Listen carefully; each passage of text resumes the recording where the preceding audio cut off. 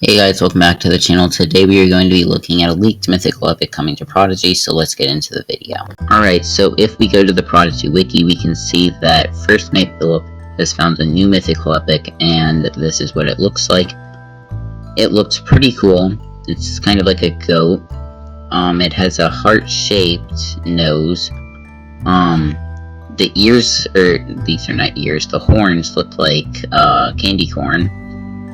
It is like this cloudy mane. It's very pink. I like how it looks a lot.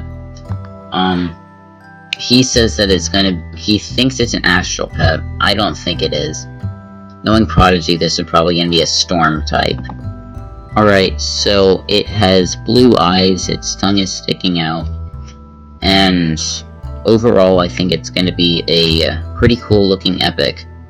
And I kind of have a theory on what month this comes out, but it could also be kind of wrong.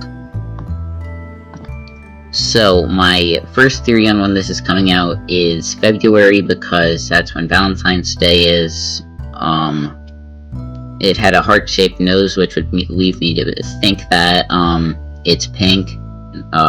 Normally pink is associated with Valentine's Day, or Valentine's Day is associated with pink and hearts.